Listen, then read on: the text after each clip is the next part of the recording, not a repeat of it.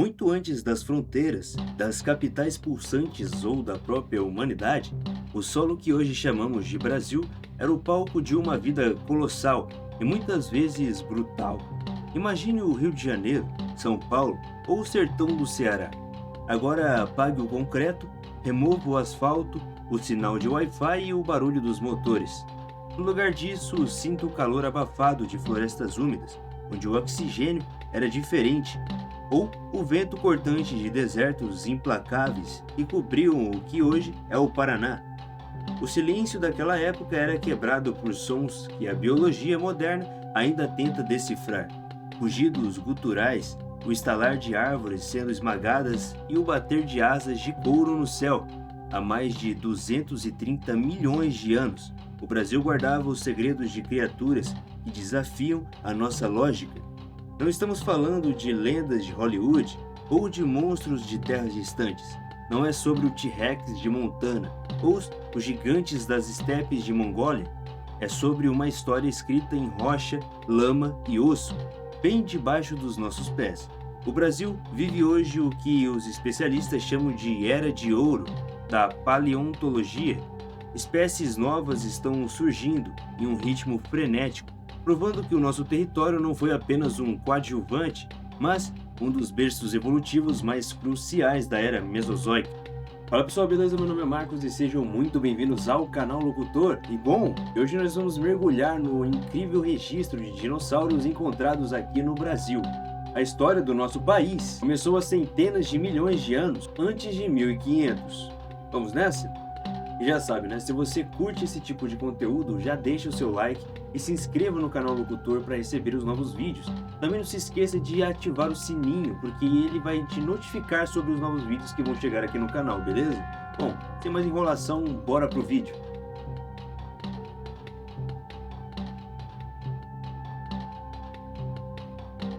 O quebra-cabeça da Pangeia e o efeito Polaroid. Para entendermos os nossos dinos, primeiro nós temos que entender onde o Brasil estava no mapa mundi. Esqueça o Atlântico. Naquela época, os continentes estavam fundidos no supercontinente Pangeia. O Brasil era o coração pulsante desse bloco, uma ponte terrestre vital que conectava o que viria a ser a África, a Antártida e o restante da América do Sul. É por isso que, muitas vezes, um dinossauro encontrado em Minas Gerais parece muito com um achado na Tanzânia ou na Argentina, porque eles eram vizinhos de bairro.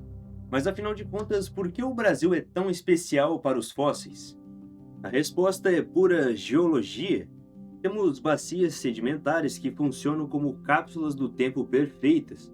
No sul, as rochas do grupo Santa Maria preservam o exato momento do nascimento dos primeiros dinossauros.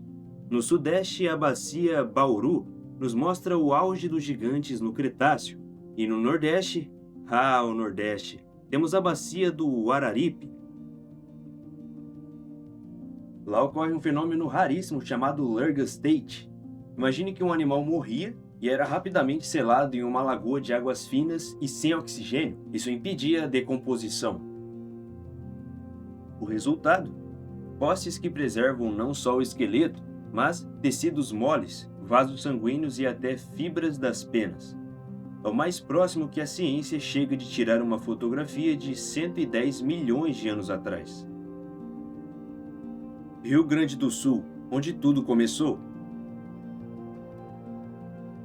A nossa jornada começa no período Triássico, no sul do Brasil. E aqui, o Brasil não participa somente da história, ele dita as regras. Você já ouviu falar no Gnathovorax cabreirae? O nome já mete medo, mandíbula voraz. Ele é um dos dinossauros predadores mais antigos e mais completos do planeta.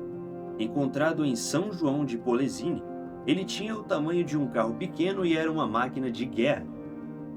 Diferente dos gigantes pescoçudos que viriam depois, o Gnathovorax era ágil, com dentes serrilhados como facas de carne e com um cérebro que, segundo a tomografia, indica uma visão de águia e um equilíbrio formidável.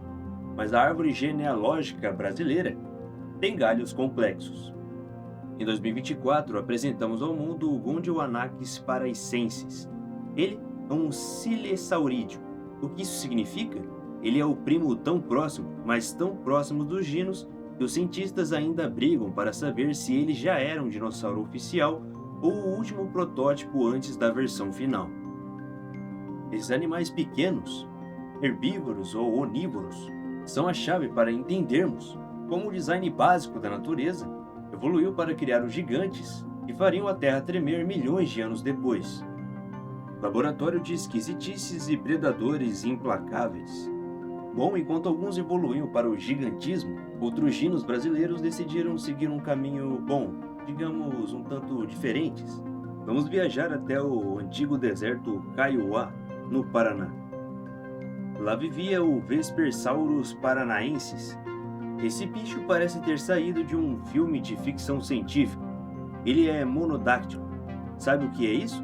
Ele caminhava apoiado em apenas um dedo central, enquanto os outros dois dedos tinham garras em forma de lâmina que ficavam suspensas. Imagine um velociraptor que corre como um cavalo, mas usa as outras garras para retalhar as presas no ar, único no mundo. E o que dizer da Bertasaura leopoldinae? Ela quebra todos os seus conceitos. Ela pertence ao grupo dos terópodes, a mesma linhagem do T-Rex e do Allosaurus. Mas ela não tinha dentes, no lugar deles um bico córneo.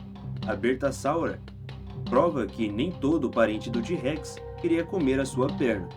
Alguns preferiam uma dieta onívora, talvez baseada em plantas e pequenos animais. E claro, não podemos deixar de mencionar o titã do Maranhão, o Oxalaia quilombensis. Com 14 metros de comprimento, ele foi o maior carnívoro que já pisou no Brasil. Ele era o Spinosaurus brasileiro. Com um focinho de crocodilo e uma vela dorsal imponente, ele dominava as áreas alagadas, pescando e caçando com uma eficiência aterrorizante. Imagine encontrar um crocodilo de 2 pernas e do tamanho de um ônibus no seu quintal. Mas, se o Oxalaia reinava nas águas, a terra firme no centro-oeste do Brasil tinha o seu próprio pesadelo. Estou falando do Pycnonemosaurus nevesi, encontrado no Mato Grosso. Ele pertencia à família dos Abilisaurídeos, aqueles dinos carnívoros robustos, com braços extremamente curtos e cabeças parecidas com a de um bulldog. O detalhe assustador: o Pycnonemosaurus é o maior abilisaurídeo já descoberto no mundo inteiro, superando até o famoso Carnotauro argentino. Com quase 9 metros de comprimento e dentes projetados para esmagar osso, ele era o super predador absoluto do seu ecossistema. O Vale dos Dinossauros, as pegadas congeladas no tempo. E sabe o que é mais fascinante, pessoal? Nem sempre precisamos dos ossos para contar essas histórias. Às vezes a lama preserva algo mais valioso ainda, a ação. Dando um pulo no sertão da Paraíba, na cidade de Sousa, encontramos o mundialmente famoso Vale dos Dinossauros. Não estamos falando de 1 ou 2 fósseis esparsos, mas de uma verdadeira rodovia pré-histórica. São milhares de pegadas fossilizadas cravadas no chão. Uma das trilhas mais icônicas mostra o percurso de um grande dinossauro carnívoro, caminhando na mesma área em que gigantescos herbívoros deixaram as suas marcas redondas e pesadas. O nível de preservação na bacia do Sousa é tão perfeito que os paleontólogos conseguem calcular a que velocidade esses animais corriam, se viajavam em rebanhos para se proteger e até se mancavam de uma perna. É como apertar o pause em um documentário selvagem de 130 milhões de anos atrás. O chão do Nordeste é um diário aberto. A Era dos Titãs, onde a Terra tremia. Se o início foi modesto e o meio cheio de excentricidades, o final da Era dos Dinos no Brasil foi monumental. O interior de São Paulo, Minas Gerais e Mato Grosso, o território supremo dos titanossauros. O grande campeão nacional é o Australoposeidon magnificus.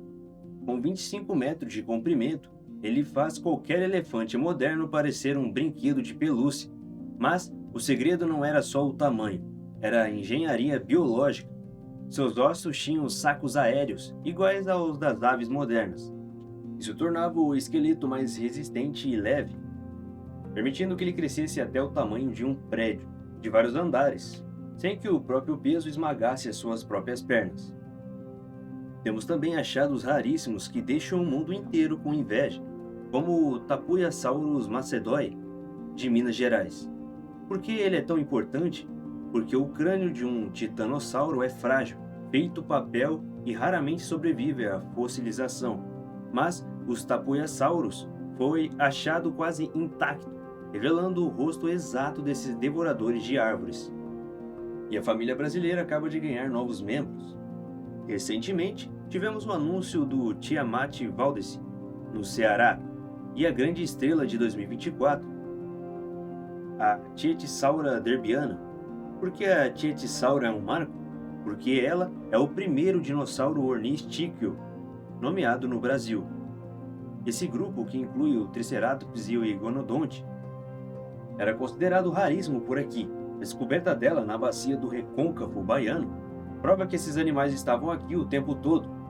Nós é que não sabíamos aonde procurar. Ciência, soberania e o caso Ubirajara. Mas a paleontologia não é feita apenas de fósseis gelados. Ela é feita de política, suor e soberania. Por décadas o Brasil foi alvo de um tráfico vergonhoso de fósseis. Peças que deveriam estar em nossos museus acabavam em coleções particulares ou em museus na Europa, vendidas como souvenirs de luxo. O caso do Ubirajara jubatus é o nosso maior caso de resistência. Esse pequeno dinossauro com estruturas impressionantes, em forma de fitas nos ombros e penas, perfeitamente preservadas, foi levado ilegalmente para a Alemanha. A comunidade científica brasileira e o público se uniram numa pressão gigantesca através da campanha Ubirajara Belongs to Brazil, e a vitória veio. Em 2023, ele finalmente retornou ao seu lar, no Nordeste.